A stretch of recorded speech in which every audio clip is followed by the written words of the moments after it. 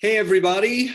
All right, I think Kristen is here. Hold on. I will promote you to panelist. Give me 1 second, Kristen. Here we go. Attendees. A lot of talk. More. Promote to panelist. Okay. So I have Kristen coming on here in a second. I think it should work now. Are we good? Can you hear me okay?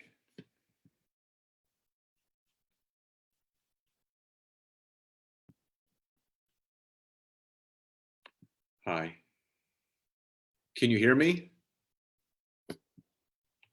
Because I can't hear you yet.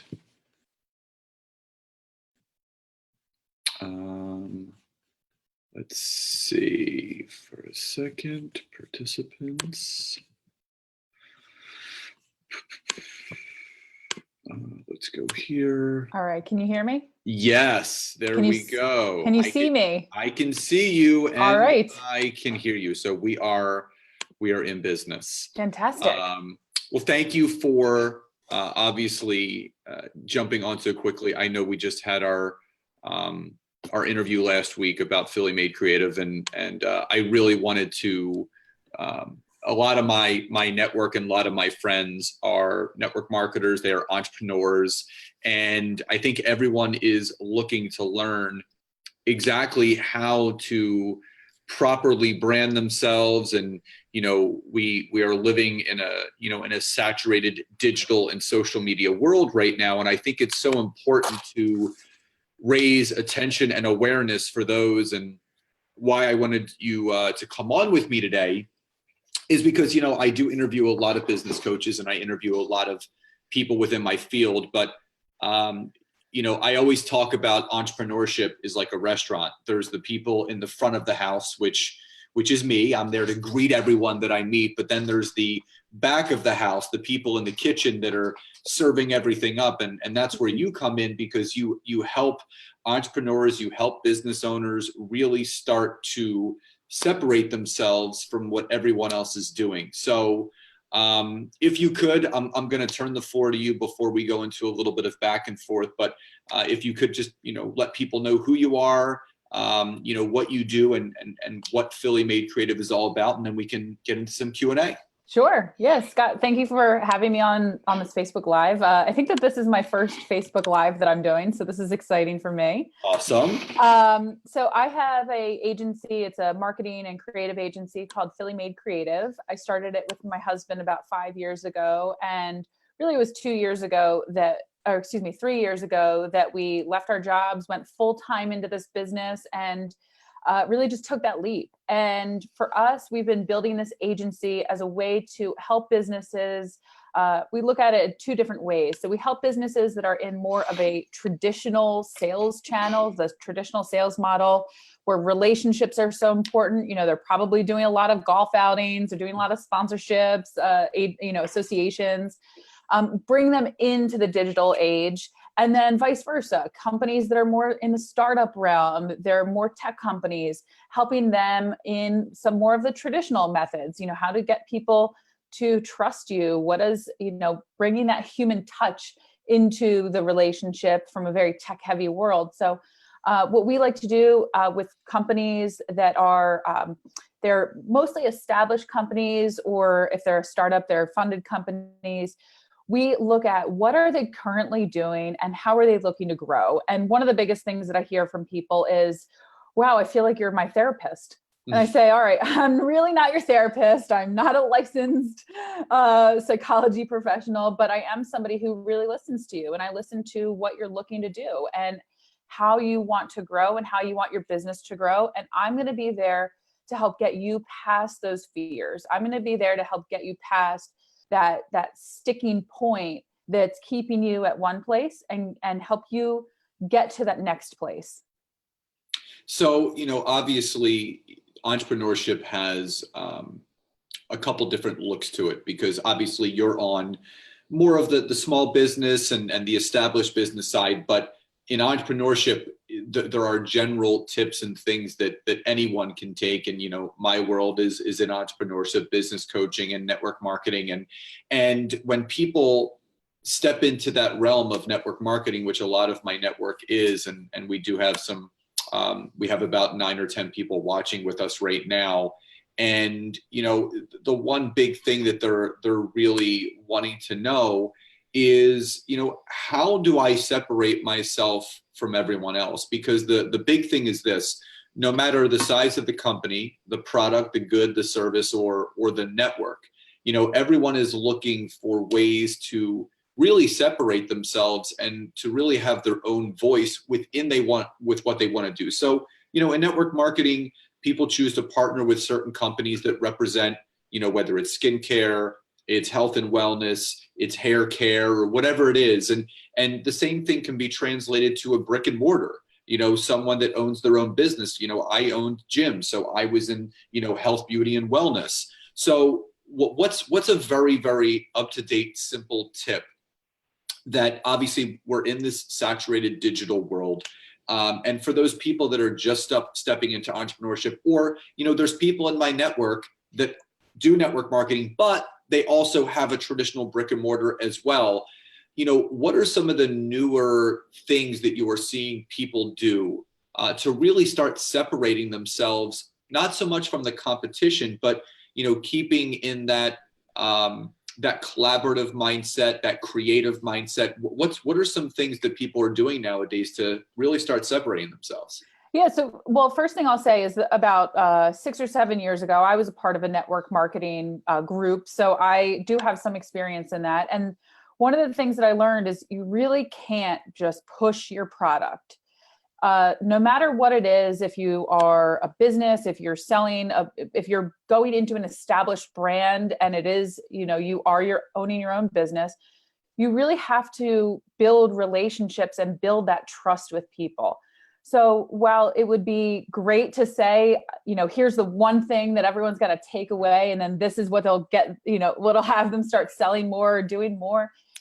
It really is about finding your unique brand, your unique voice, and how are you really working with people you said this the other day, in an authentic way. How are you coming across to people and not looking salesy, not looking pushy, but at the same time, realizing what you are there for. So how are you there helping them? One of the things I really didn't like in an organization I was a part of is it was I'm not selling, I'm sharing. Okay, that's a great mindset, but you are selling. It's the truth. So many people are afraid of, they always say, I don't want to be salesy. Yeah. And the fact is that when you say that statement, I don't want to be pushy, I don't want to be salesy, people forget that the highest paid profession in the world is sales. Because in most sales positions, whether you have your own business or you're in pharma sales or ad sales, there is no cap on your income. Basically, right. They give you a base salary and they say, okay, Kristen, here's your bonus structure. You hit this number, you get this. My sister has been in ad sales for, I think she's been with Haibu now for about 10, 11 years. Mm-hmm. And she hits President's Club every single year. Mm-hmm. She's, close to multiple six figures every single year. Because, when the person that talks to the most people is going to sell the most. But, when you put up that wall of, I don't want to be salesy, I just want to share, and you're basically tiptoeing around what you do, it's only going to hinder you because you're building up a wall of resistance into stepping into your power. Listen, I have no qualms. I love selling, but the art of selling starts from the art of connecting and communicating, mm-hmm. making people feel comfortable that this person's not looking to sell me anything. They're really looking to establish a relationship, mm-hmm. a connection, which is going to make that person more trusting and open to receiving what you have to offer. Yeah. No, that's a great point. I mean, this is, I think, the thing that I was also in product sales. So I did specification sales in the architecture, engineering, and construction world. So what that means is the company that I worked for We represented about 50 different factories, 50 different manufacturers. And I would go and work with designers, interior designers, lighting designers, architects, and specify the products on their projects. And what that means is they were not the end buyer, but they were the person who was influencing the purchase. So part of what I saw is, okay, I need to keep that relationship going, but really I'm helping this person do their job. I'm helping this person alleviate some of the work that they may otherwise have to do themselves. And same thing with some of the products, whether it's skincare or health and wellness or whatever it is, there are those things like, how are you supporting this person to either make better choices or coach them, whatever that is, and at the same time, not giving them more work to do. Yeah. It's really being the best part of their day. I mean, I like being the person that walks into the office, and whether I'm doing a lunch and learn, a presentation, I want people to remember me because I made them feel good when they left. It was whether they were having a bad morning or maybe they were having a great morning, but I was able to still make them laugh. Yeah. That's something that I want to leave people feeling some sort of a positive emotion after I am talking with them, but at the same time, not expecting that. Well, I won't say not expecting. I will say I'm intending or hoping or wishing that I have a sale at the end, but I'm not looking at it like this is my only shot. This is really the start of a relationship. I think it's important to establish where somebody is in the process, in the decision-making process. So whether they're just gathering information, if they even know about your product or know about the types of product, really coming from where is that person right now versus where do you want them to be? Yeah. You know, also rather than pushing a product, it's, oh, you need this, you need this, you need this. Okay, well, what are they saying they need? What are the things that are going on for them that whatever you're selling is really a solution for that thing? Ooh, see that's a big thing that a lot of entrepreneurs, network marketers, business owners forget, that, you know, you're representing your business, whether it's you're representing a network marketing opportunity or an entrepreneurial endeavor. You know, you own a coffee shop, you own a brick and mortar printing shop or a gym.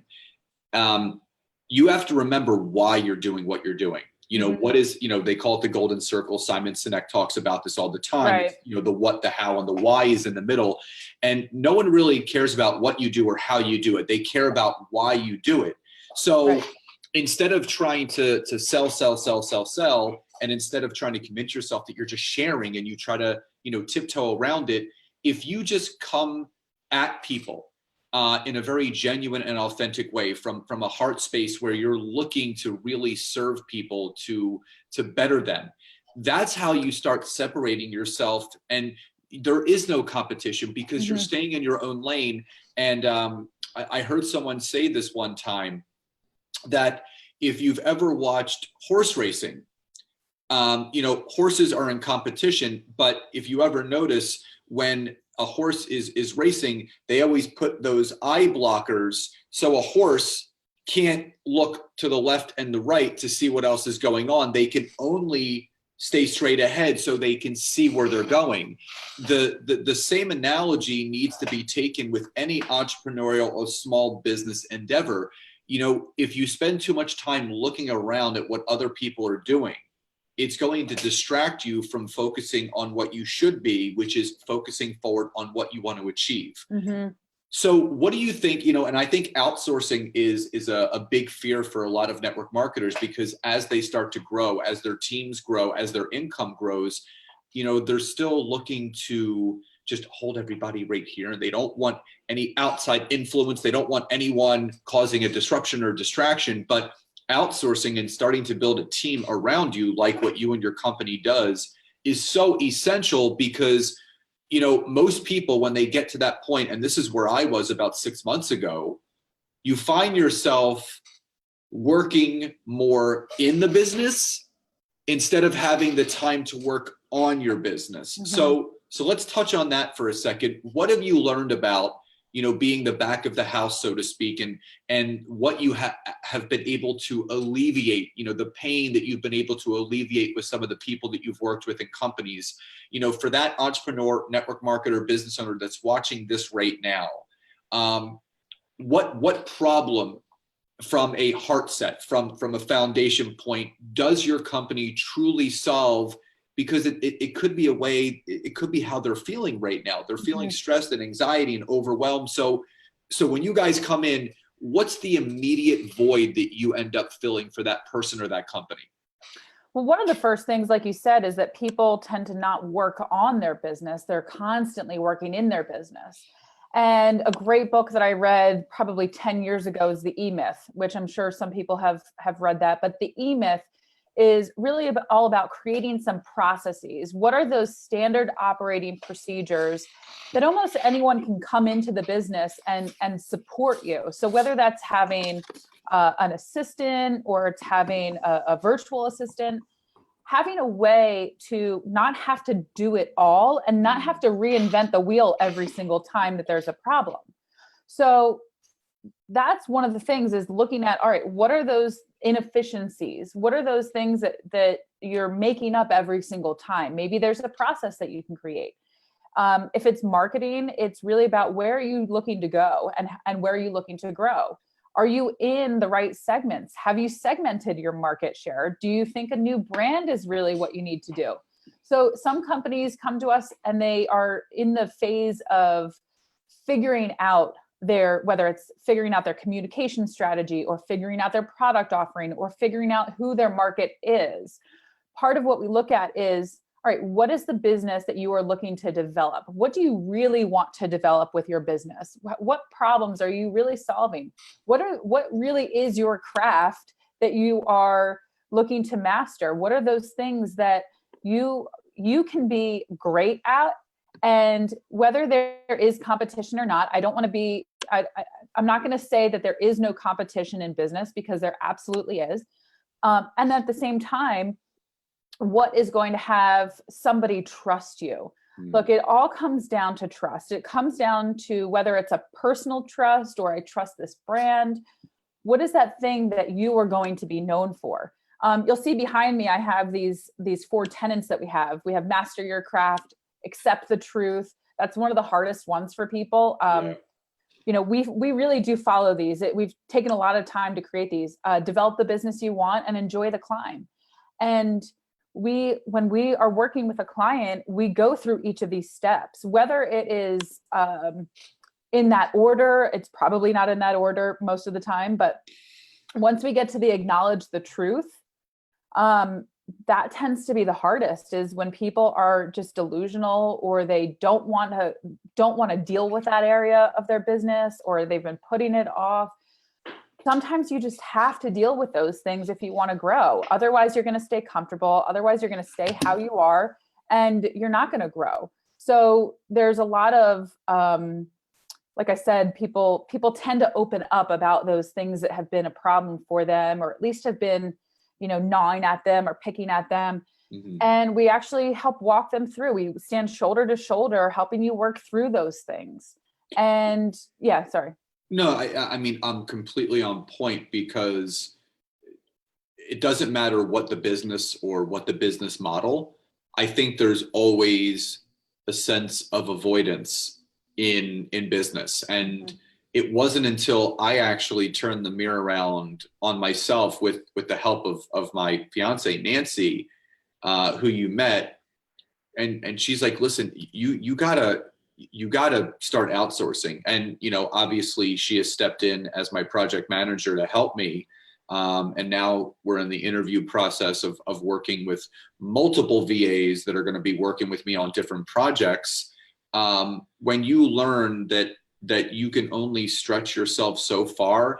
And here's the thing, the way that the entrepreneurial mindset works, and you and your husband know this because you own your own business, is that, trust with other people with your business is one of the greatest obstacles that needs to be overcome. Because again, you're putting your trust in people that don't have some skin in the game, so to speak, because you guys have built this up from ground zero to where it is now. It's your baby. It's your lifeline. It's how you guys, continue to strive to move forward.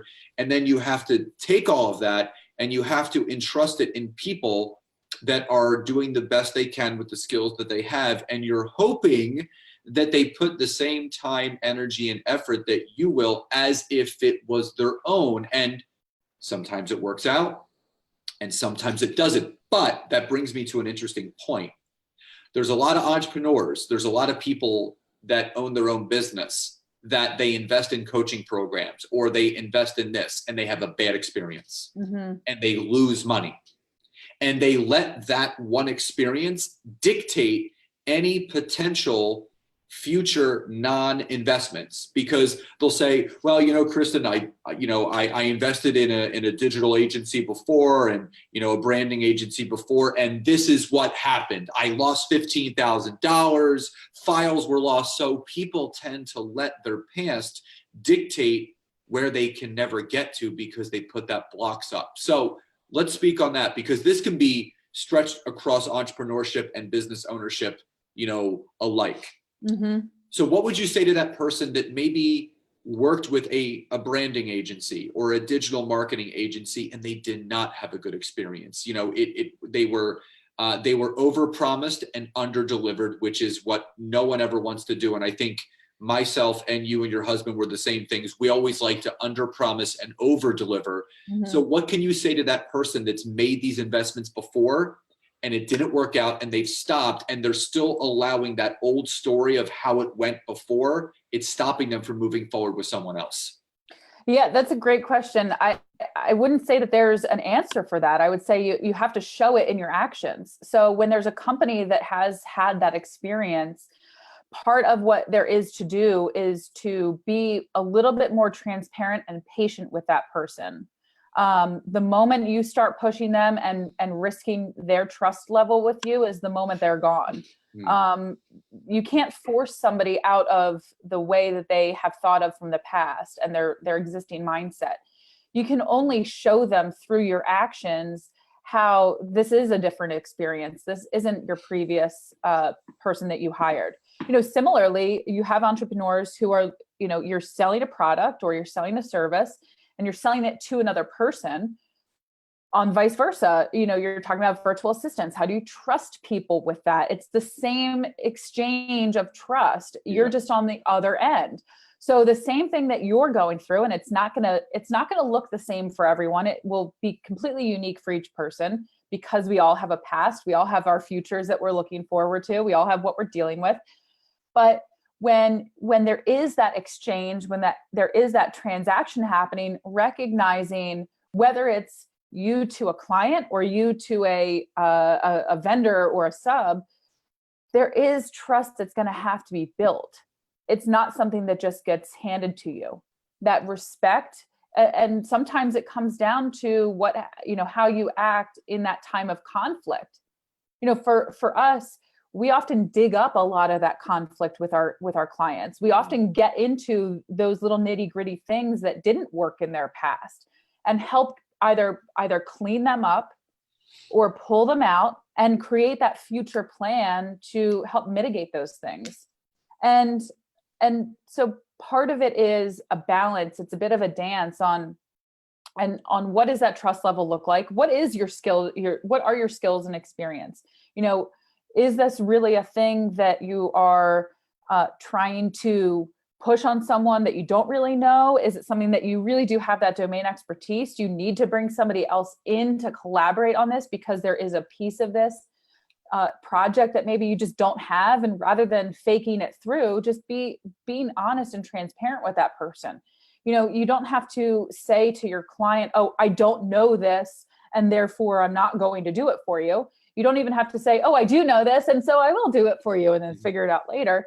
It may just be, you know what, I've got some work to do. I'm going to bring somebody in to help with this project, and I'm confident because of this, this, and this, that we will succeed. And at a certain point, the client will have to put their trust in you or they won't, and vice versa for you to a sub or an assistant. You will have to put that trust into somebody or not. So what do you feel right now? Obviously we're in 2019 and things are only getting more digitized. They're getting more social mediaized, if that's even a word, because we are getting into such an automated state in business that a lot of people are being left behind. The way that they did things in their business prior to the way that they're doing them now is completely different.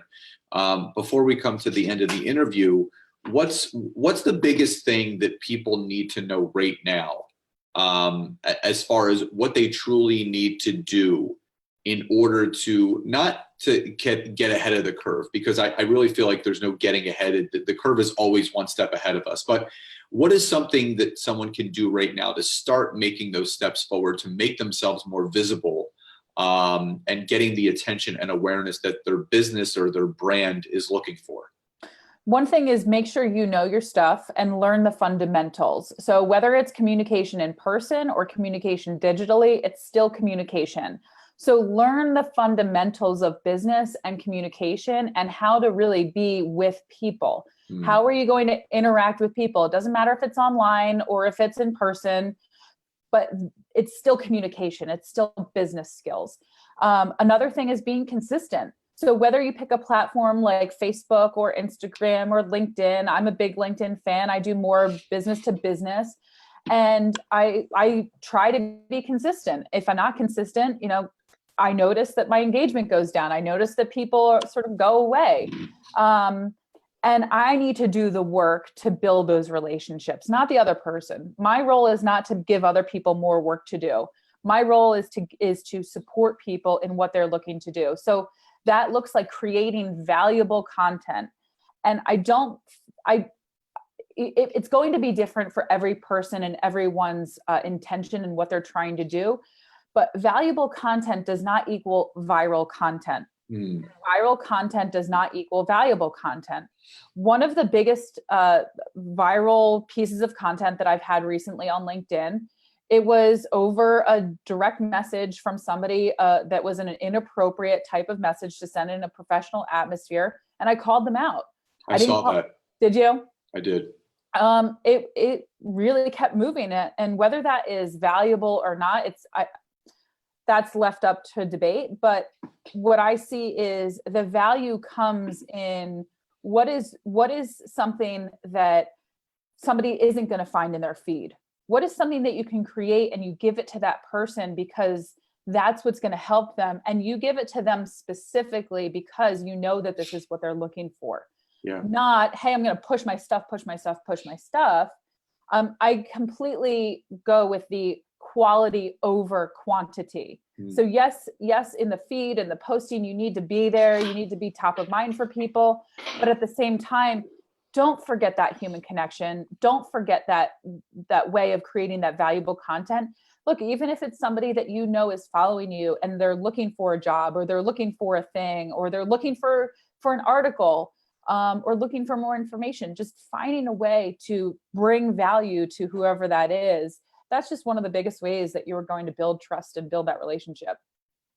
I love that. So as we wrap up, such golden nuggets that you're giving people right here. It's so valuable, and I can't wait to post this on LinkedIn a little bit later.